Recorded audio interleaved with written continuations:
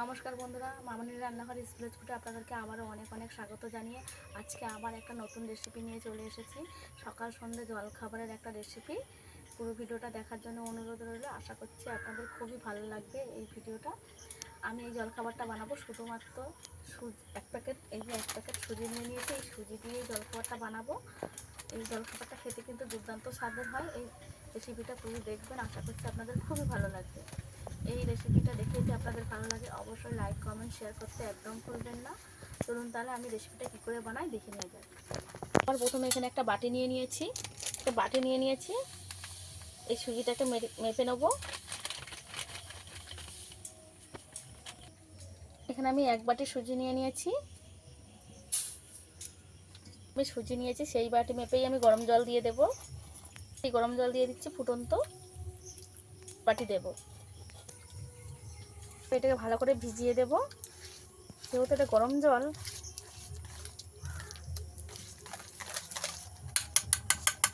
ভালো করে মিশিয়ে রেখে দেব।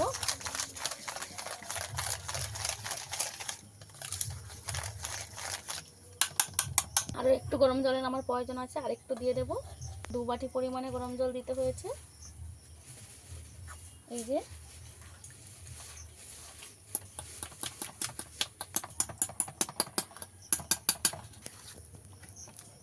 সুজিটাকে ভিজিয়ে রেখে কিছুক্ষণ রেখে দেব এইভাবে। এখানে একটা মিডিয়াম সাইজের আলু নিয়ে নিয়েছি। এই আলুটাকে চুরুনি দিয়ে চুড়ে নেব।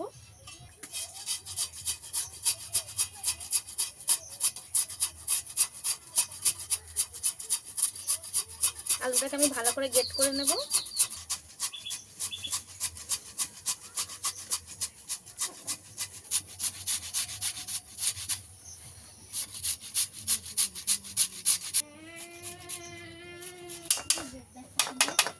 আলুটাকে ভালো করে মেথা করে গ্রেট করে নিয়েছি।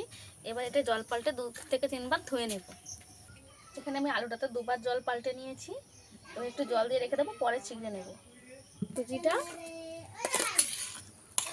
একদম ভিজে গেছে। এবার সুজিটাকে মিক্সারে একটু ঘুরিয়ে নিয়ে আসবো। অল্প দেবো। এবার একটু মিক্সিতে ঘুরিয়ে নিয়ে আসবো।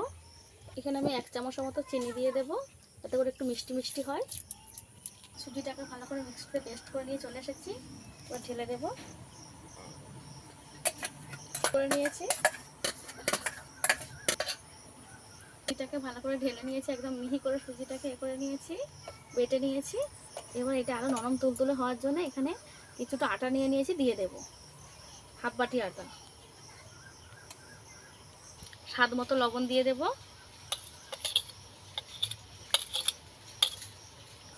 গোটা জিরে দিয়ে দেব। এখানে রিফাইন তেল 2 চামচ দিয়ে দেব। বেশি দিতে লাগবে না, একদম 2 চামচ দিলেই হবে। এবারে আমি সব কিছু একসঙ্গে মিশিয়ে নেব। আমি 3 চামচ তেল দিয়েছি, একটু বড় চামচ হলে 2 চামচ দেবেন। এবারে ভালো করে মিশিয়ে নেব স্যান্ডউইচ দিয়ে।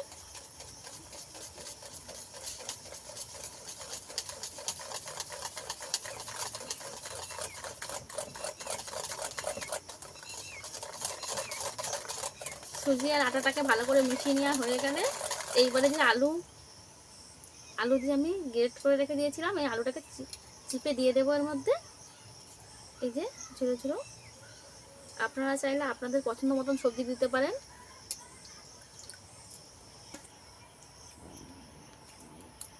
একটু মিশিয়ে নেব।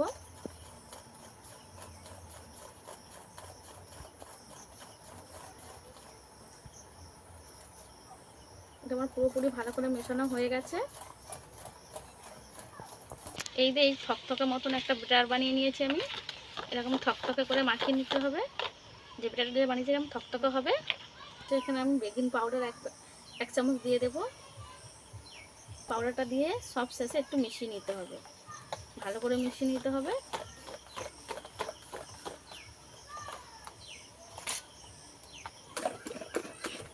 রেখে দেব। একটা কড়া বসিয়ে দেব। কড়াতে পরিমাণ মতন জল দিয়ে দেব। ধরিয়ে দিয়ে ভালো করে জলটাকে গরম করে নেব। এই জলের মধ্যে স্ট্যান্ড দিয়ে দেব। জলখাবারগুলো আমি এতে বানাবো, এর মধ্যে বাটিগুলোর মধ্যে একটু তেল দিয়ে দেব। প্রত্যেকটা বাটি একটু তেল মাখিয়ে নেব। এইভাবে ভালো করে তেল মাখিয়ে নিতে হবে। প্লেন বাটি নিলে একটু ভালো হয়, কিন্তু আমার কাছে অতগুলো প্লেন বাটি নেই। এবারে সুজির এই ব্যাটারটাকে ভালো করে একটু মিশিয়ে নেবো। আবারও এইভাবে দিয়ে দেব।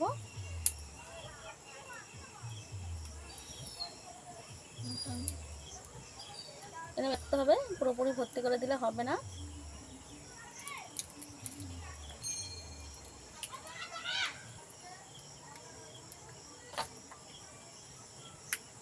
এই যে এটা আমি একটু খালি খালি রেখেছি। এখানে আমি 3 চামচ করে ব্যাটার দিয়েছি। এইভাবে রেখে দেব। একে বসিয়ে দেবো স্ট্যান্ডের উপরে।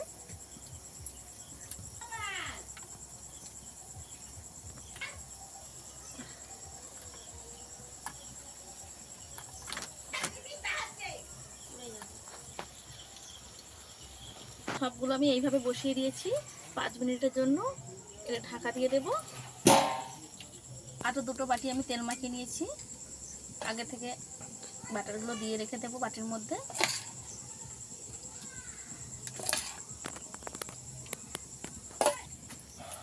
পাঁচ মিনিট হয়ে গেছে, ঢাকাটা খুলে দেখে নেব।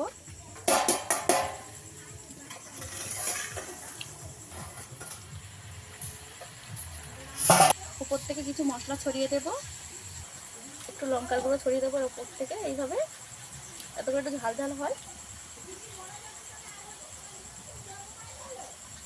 ভাজা মশলা,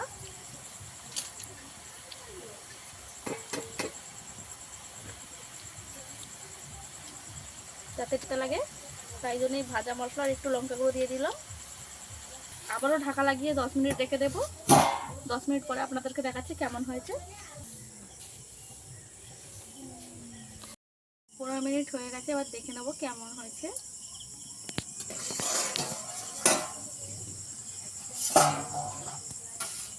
কত সুন্দরভাবে এটা ফুলে গেছে আর কত সুন্দরভাবে হয়েও গেছে। এবার আমি চেক করে নেবো একবার। এইরকম একটা কাঠি নিয়ে নিয়েছি, এবার চেক করে নেবো একবার। এই যে কাঠের মধ্যে কিছু আসছে না, তাহলেই বুঝতে হবে যে এটা হয়ে গেছে। এটাও আসছে না, এটাতেও কিছু আসছে না, মানে এগুলো হয়ে গেছে। এবারে নামিয়ে নেব। এটা দুটো বসিয়ে দেব পাশাপাশি।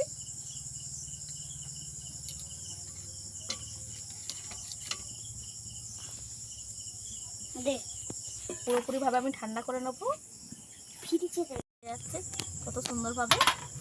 এই যে প্রত্যেকটা এইভাবে একটু টেনে টেনে ছাড়িয়ে নেব, নিয়ে একটু ঝাঁকালেই এটা বেরিয়ে আসবে। প্রত্যেকটা আমি এইভাবে একটু ছাড়িয়ে দেব। এভাবে ছাড়িয়ে এইভাবে হাতে নিয়ে কিছুক্ষণ ঠোকা দিলেই এটা বেরিয়ে আসবে। এই যে কত সুন্দরভাবে একটা বেরিয়ে এলো। বাটির গায়ে কিন্তু একটুও লেগে নেই। আর কত সুন্দর হয়েছে দেখো, স্পঞ্জি একদম নরম তুলতুলে। একটা নামিয়ে নিয়েছি, রেখে দেব। একইভাবে আরও একটা বাটি থেকে ছাড়িয়ে নেব। একটু এইভাবে টানা দিলেই খুব সহজে হাতে এরকম মারলেই এই যে চলে এলো।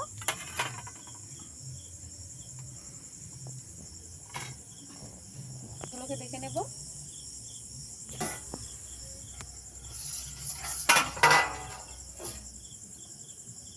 এই যে সেই কাঠিটা দিয়ে একটু দেখে নেব, কিছু লেগে যাচ্ছে না, মানে এগুলোও হয়ে গেছে। এগুলোকেও ঠান্ডা করে নেব। এই যে নামিয়ে নেব। এগুলোকেও আমি ভালো করে ঠান্ডা করে নেব। ঠান্ডা করে নেওয়ার পরেই এগুলোকে বাড়ি থেকে নামিয়ে নিতে হবে। চাইলে কিন্তু এইভাবেও খেয়ে নিতে পারে। আর একটু চটপটা খাওয়ার জন্য আমি একটু কড়ার মধ্যে আমি সরষের তেল দিচ্ছি, আপনারা চাইলে সাদা তেলও দিতে পারেন। কয়েকটা কারি পাতা নিয়ে নিয়েছি, একটু ছিঁড়ে তেলের মধ্যে দিয়ে দেব। গোটা গোটাও দিতে পারে। আবার এইভাবে ডালের থেকে পাতাগুলো আলাদা করেও নিতে পারেন। সামান্য অল্প একটু সর্ষে আর কারি পাতা,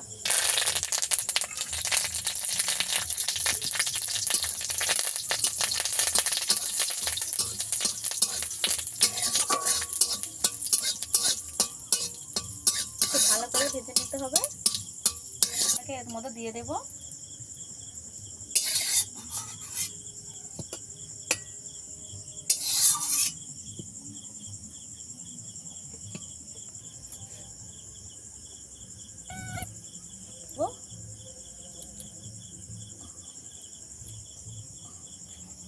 দেখতে কত দারুণ হয়েছে দেখুন বন্ধুরা। এইভাবেও খেয়ে নিতে পারেন, এইটাকে কেটেও খাওয়া যেতে পারে। একদম নরম তুলতুলে। একটা ভেঙে দেখিয়ে দেবো কেমন হয়েছে ভেতরটা। এই যে কত সুন্দরভাবে হয়েছে আর কত জালিদার হয়েছে। তো দেখতে যেমন সুন্দর, খেতেও অসাধারণ হয়। একবার হলেও বাড়িতে বানিয়ে খেয়ে দেখবেন। আমার এই রেসিপিটা যদি আপনাদের ভালো লাগে অবশ্যই আমার কমেন্ট করে জানাবেন কেমন হয়েছে। আর রেসিপি ভালো লাগলে লাইক শেয়ার কমেন্ট করতে একদম ভুলবেন না। আজকে ভিডিও এই পর্যন্তই। দেখা হচ্ছে নতুন কোনো ভিডিও নিয়ে। যদি কোনো নতুন বন্ধু এসে থাকেন আমার চ্যানেলটা সাবস্ক্রাইব করে আমার সঙ্গে থেকে যাবেন। আজকে ভিডিও এই পর্যন্তই। দেখা হচ্ছে নতুন কোনো ভিডিও নিয়ে। ততক্ষণে ভালো থাকবেন, সুস্থ থাকবেন।